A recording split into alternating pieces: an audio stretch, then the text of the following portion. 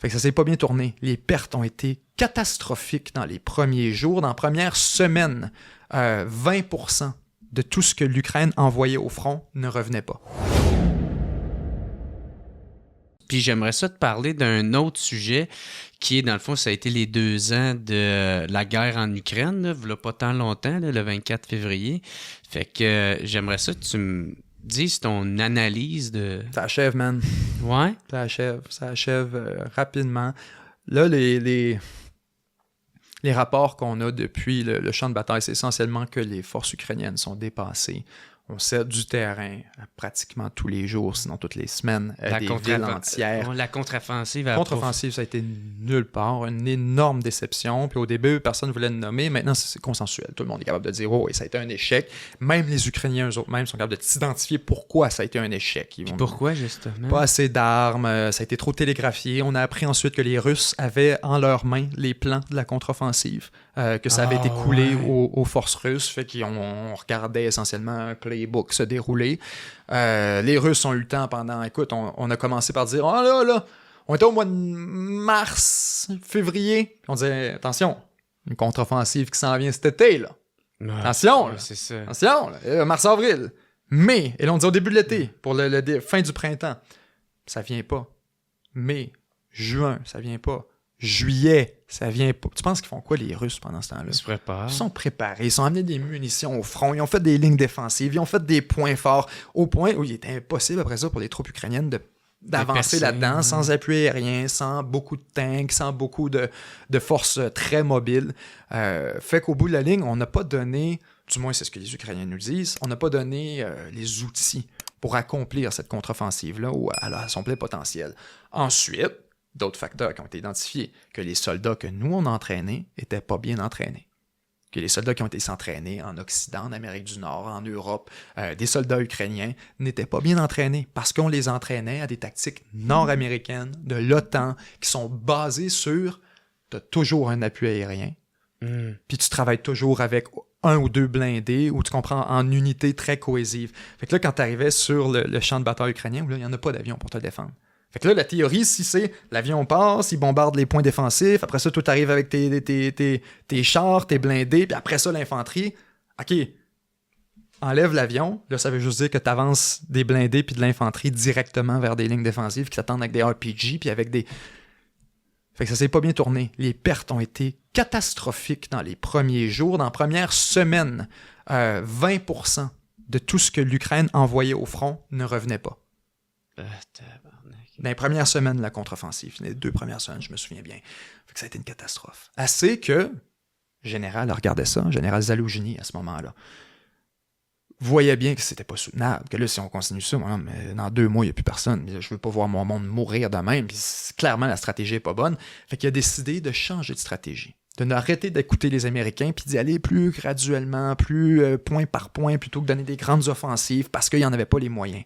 Ce que ça a donné, une impasse totale. Il n'y a plus de progrès. Les Américains, eux autres, regardaient ça en disant « Non, vas-y, la fenêtre se ferme, s'il va pas. » Mais les Américains, c'est pas leurs hommes, c'est pas là, tu comprends? Fait qu'eux autres le voyaient avec un autre regard, une autre perspective, que quand c'est tes frères qui vont mourir au front, on a beau dire « Oh ouais, non, il est censé en mourir 500 là, pour prendre telle ville. » On s'attend à des pertes d'environ 1000 à 1500. Ouais, quand les 1500 commencent à rentrer avec des drapeaux au-dessus du cercueil, là, tu second guess peut-être un peu la stratégie. Fait que les Ukrainiens ont arrêté d'écouter les Américains à peu près après 1 mois. Ont changé complètement de stratégie, puis ont commencé à appliquer leur propre tactique plus soviétique, plus des guerres terrestres, moins des opérations punchées, puis plus du pouce par pouce, si on veut.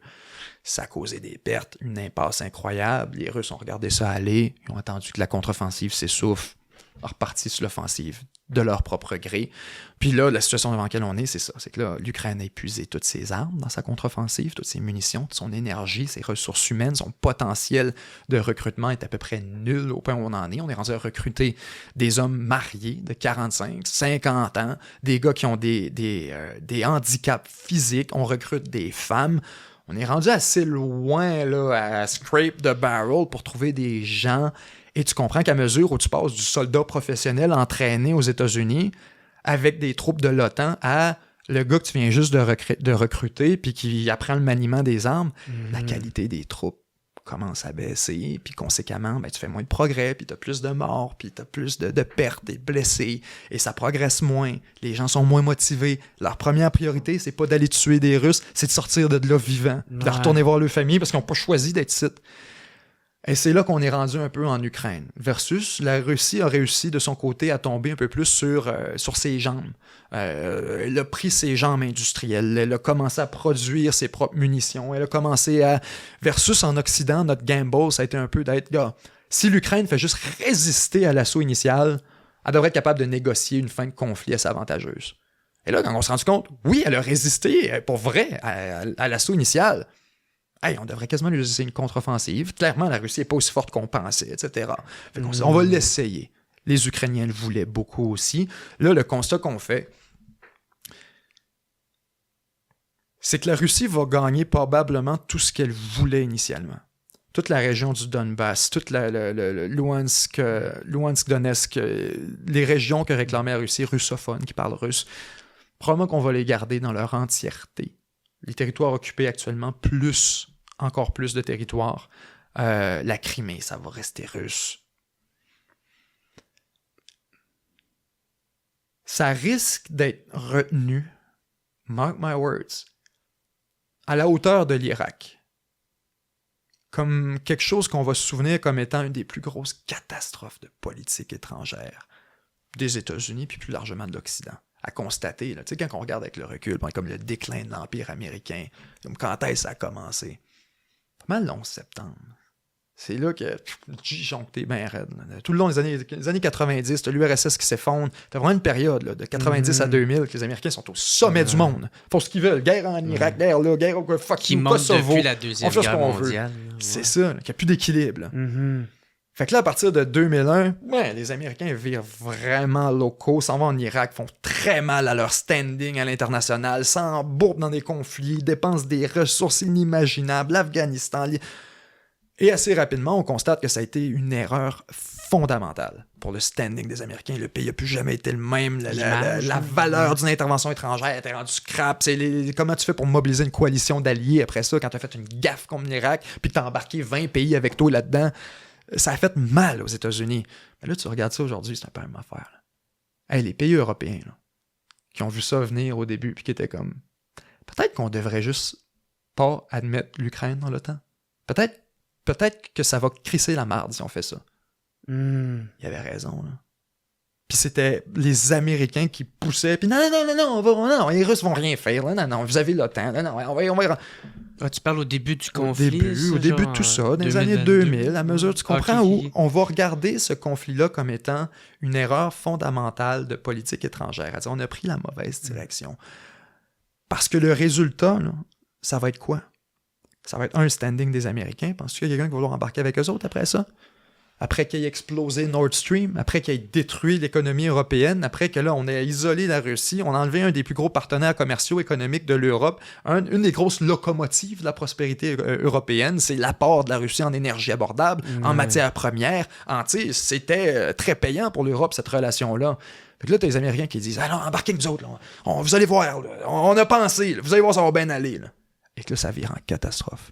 Puis tout ce que tu avais prévu, c'est ça qui se passe. Que, ben oui, l'Ukraine finit par être dans la merde, puis endettée à tour de bras aux Américains, puis à l'Allemagne, puis à tout le monde qui ont passé. Puis ben oui, la Russie finit par gagner ce qu'elle voulait. Puis ben oui, ils sont rapprochés de la Chine. Puis ben oui, le dollar américain a perdu de sa puissance à travers tout ça parce qu'on l'a instrumentalisé de manière politique, comme une arme de géopolitique. À dire... Ouais, tout envahi l'Ukraine, c'est beau, on va geler tous tes comptes dans des banques internationales, dans les banques centrales, dans les institutions financières. On va geler les devises de la Russie, les réserves nationales. Les sanctions économiques. Puis même les confisquer pour les donner à l'Ukraine. Ouais. Ce que les Américains ont fait avec ça, c'est qu'ils ont exposé le dollar américain comme rien d'autre qu'un outil, un instrument, une arme. Fait que ça a fait mal. Sur leur standing, sur le dollar américain, sur la place aussi de l'inventaire militaire des États-Unis, qu'on a dilapidé des ressources pour aider l'Ukraine, à peu près nulle part. Il y a tout ça là, que je disais, maintenant, on va le regarder avec le recul là, dans 5 à 10 ans, puis se dire « Hey, la guerre en Ukraine, man! » Puis là, tu vas regarder de quoi va être devenue l'Ukraine aujourd'hui. Là. Ça va être essentiellement Un pays fracturé, littéralement. On va avoir un côté qui va être russophone, probablement un conflit un peu sur la glace qui va revenir de temps à autre. Oh, et probablement, parce qu'on s'entend, ces républiques indépendantes-là, ils vont faire exactement comme ce qui se passait avant. Ils vont essayer de continuer de gagner un peu de territoire, gagner de l'influence à l'intérieur de la région, vont essayer d'avoir des ententes avec les autres de l'autre côté, ça va chialer.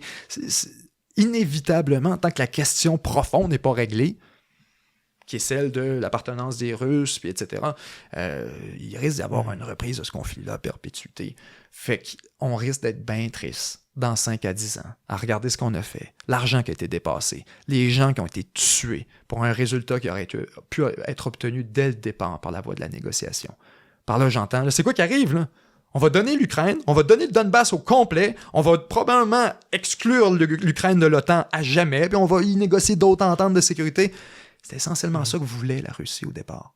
Oui, c'est ça. De dire, regarde, faites juste nous donner les régions russophones, on veut la Crimée, le reste, on n'a pas de prétention là-dessus, puis faites juste après ça nous garantir qu'ils vont jamais rejoindre l'OTAN. C'était essentiellement ça, les demandes de la Russie. Ouais. Avant que le conflit éclate. Ben oui, puis avant que ces demandes-là deviennent à se maximaliser. Fait que ça là, soudainement, c'était plus le problème, c'était plus la question du Donbass, c'était rendu, non, ok, bon, ben là, c'est le gouvernement ukrainien au complet qu'il faut se débarrasser. Puis Zelensky, c'était un nazi, puis fuck you, puis l'Occident au complet avec qui on est en guerre. Puis avant que ça dégénère de la sorte, c'était une question assez régionale. Là. Il n'y avait aucune raison de s'embarquer là-dedans. Ça aurait pu être évité. Ça aurait pu être évité en masse, mais on n'avait pas une administration qui était prête à négocier avec la Russie. On a vu ça comme une opportunité de remettre la Russie à sa place. De comme faire « Ah, c'est qu'ils ont fait une gaffe. Ah, bande de cons, on les ratera pas. » Et ça, ben, cet instinct-là de vouloir sauter sur l'opportunité, ça a mené à une réponse presque myope des États-Unis. Quand je dis c'est myope, là, de dire hey, « on va saisir tout leur argent. Hey! » OK? Qui va placer son argent en dollars américains maintenant? Tu penses que l'Inde vont faire quoi? L'Inde, mettons, qui est assis entre deux chaises, là, puis qui sait bien qu'il y a des décisions qui vont choquer. Tu penses que la Turquie vont faire quoi? Tu penses que, tu sais, tout le monde voit la même affaire au moment où les BRICS sont en train de prendre la vitesse, au moment où ces options alternatives, ces monnaies comme le yen, comme le rouble tentent de s'établir à l'échelle internationale. Tu viens comme lancer le signal à tout le monde. Ouais, vous feriez vraiment bien d'échanger une coupe de dollars américains parce que si on décide de vous geler, il vous reste plus rien. Puis vous voyez ce qui arrive avec la Russie. C'est pas une question... c'est pas une question de l'égalité, de ce que l'argent a fait. Non, c'est juste une question de désaccord politique. Si votre gouvernement pose un geste avec lequel on est géopolitiquement, stratégiquement opposé, nous allons vous punir par la voie financière. Fait que là, tu regardes les autres, les Russes, les Chinois qui disent « Quoi? Ah non, moi, prends ma monnaie. C'est quoi tu fais? Là? C'est ce que je te dis. M'envahis ton voisin si tu veux. Paye tes billes. » C'est ça, je te dis. Longtemps, ça a été ça, les Américains. À dire, mais faites ce que vous voulez. Le dollar américain, c'était l'extension de la domination américaine. C'était le système mondial, c'est le dollar. Fait qu'eux autres étaient comme, tant que vous utilisez le dollar, si la Corée du Nord utilisait le dollar américain, les Américains, ils prendraient des photos avec Kim Jong-un. C'est vraiment juste ces quelques intérêts-là qui sont intouchables. Fait que là, t'arrives avec les Russes qui décident, eux autres, de se lancer, puis la Chine qui décide de se lancer. Qu'est-ce que tu vas faire? À place de rassurer la communauté internationale dans la solidité indisputable du dollar américain, puis dans son autorité totale et non négociable, tu viens comme de dire « actually, you're kind of right. Notre dollar, si vous nous donnez la chance, là, on va vous mettre un poignard dans le dos. Fait que ça, je veux dire, bientôt dans 10-15 ans, là, on va pouvoir déterminer ça a été quoi les conséquences de la guerre en Ukraine. Essaye de regarder, voir en 1943-45. Hey, la guerre de la Deuxième Guerre mondiale vient de finir. Quels ont été les impacts géopolitiques et historiques de la Deuxième Guerre mondiale? Et là, tu regardes ça en 1945. Puis là, l'Allemagne est encore séparée. Puis là, tu peux pas juger des conséquences géopolitiques d'événements aussi profondément, fondamentalement transformateurs avant des décennies. De dire... Après coup, là, après des années, après 30 ans, là, rétrospectivement, tu peux regarder sur quelle trajectoire cet événement-là a mis le monde. On s'en allait de même, là, mais ça nous a donné un petit coup comme ça. Et là, 20 ans après, tu peux regarder et dire « OK, non, ça a changé toute la game. Quand les Américains ont flobé le dollar américain, quand on a brûlé cette pièce-là, ça a été pas mal le début, là. Tu comprends? On ne sait pas. Je ne dis pas que ça va être ça, mais on ne peut très certainement pas regarder l'Ukraine aujourd'hui et se dire « Hey, Chris, Ça a été une bonne affaire. actually turned out great! » Genre, hein, on a bien réussi, puis la Russie est... Ouais, attends d'en parler 10 ans, 15 ans, 20 ans. Quand que l'Europe va avoir passé va être rendue de l'autre côté de tout ça, est-ce qu'ils vont être redevenus alliés avec la Russie? Est-ce qu'on va avoir des relations commerciales? Est-ce que l'Allemagne va faire confiance aux États-Unis un jour? Est-ce que l'OTAN va survivre à cet épisode-là? Il y a des gros points d'interrogation, tout ça, là. Gros point d'interrogation. Et là, tu as une administration Biden qui est en train de perdre sa peau là-dessus aussi, là. Avec un Trump qui dit non, moi, si j'arrive le jour 1, on met fin au conflit, c'est terminé. Qu'est-ce que tu penses de sa réponse à lui? Ouais, à Trump? Ouais. Ben, écoute,